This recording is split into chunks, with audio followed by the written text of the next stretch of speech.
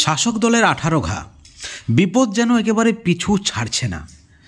একের পর এক মামলায় মুখ পুড়ছে রাজ্য সরকারের হাইকোর্টে। বন্ধুগণ, আরও একটি বড় খবর, আরজিকর মামলা থেকে শুরু করে নিয়োগ দুর্নীতি থেকে শুরু করে এসএসসি মামলা থেকে শুরু করে একের পর এক মামলায় চরমভাবে ভৎসনা শুনতে হচ্ছে রাজ্য সরকারকে। এবার কৈফিয়ত দিতে হবে স্বরাষ্ট্র সচিব নন্দিনীকে। হাইকোর্টের তলব, চরম ক্ষুব্ধ হাইকোর্টের বিচারপতি। ঘটনাটা কি অবশ্যই আপনাদেরকে বলবো, আপনাদেরকে অবশ্যই ভিডিওটি শেষ পর্যন্ত দেখতে হবে।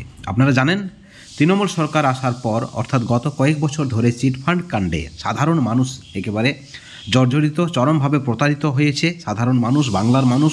এই অভিযোগ উঠে এসেছে। টাকা হারিয়ে একেবারে অসহায় বহু মানুষ, গরিব মানুষ, খেটে খাওয়া মানুষ, সেই সব প্রতারিতদের ক্ষতিপূরণ দিতে বিশেষ একটি কমিটি গঠন করা হয়েছিল। রাজ্য সরকারের নির্দেশে হাইকোর্ট করে দিয়েছিলেন এই কমিটি। অবসরপ্রাপ্ত বিচারপতিকে মাথায় রেখে কমিটি গঠন করা হয়েছিল এবং সেই কমিটিকে নাকি এই মুহূর্তে সাহায্য করছে না রাজ্য সরকার, এমনই অভিযোগ।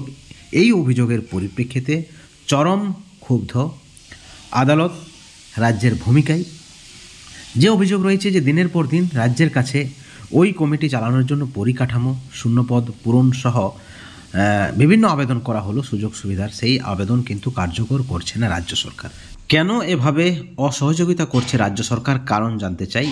হাইকোর্ট বিচারপতি জয়মাল্য বাগচির ডিভিশন বেঞ্চ এই প্রশ্ন করেছেন রাজ্য সরকারকে এবং বিচারপতির যে নির্দেশ, স্বরাষ্ট্র সচিব নন্দিনী চক্রবর্তীকে আদালতে উপস্থিত হতে হবেন এবং সেই মতো তিনি নাকি উপস্থিত হয়েছিলেন। কিন্তু সবচেয়ে বড় প্রশ্ন, কেন সরকার অসহযোগিতা করছে?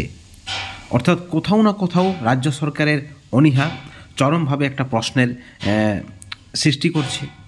হাইকোর্টের বক্তব্য, কমিটির শূন্যপদ পূরণ হচ্ছে না।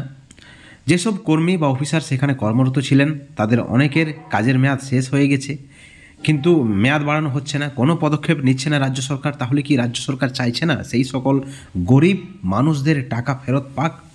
ইতিমধ্যেই বিজেপির কটাক্ষ, সব কিছুর মূলে তো রাজ্য সরকার, শাসক দল। বন্ধুগণ, এই ভিডিওর পরিপ্রেক্ষিতে আপনাদের মতামত কি, আপনাদের প্রতিক্রিয়া কি? অবশ্যই আপনারা চ্যানেলের কমেন্ট সেকশনে আপনাদের মতামত কমেন্ট করে জানাবেন এবং এই ধরনের আরও আপডেট পেতে চ্যানেলটিকে সাবস্ক্রাইব করে রাখবেন। সকলে ভালো থাকবেন, সুস্থ থাকবেন, কিন্তু কোনো ধরনের দুর্নীতি থেকে অবশ্যই দূরে থাকবেন। Thank you so much.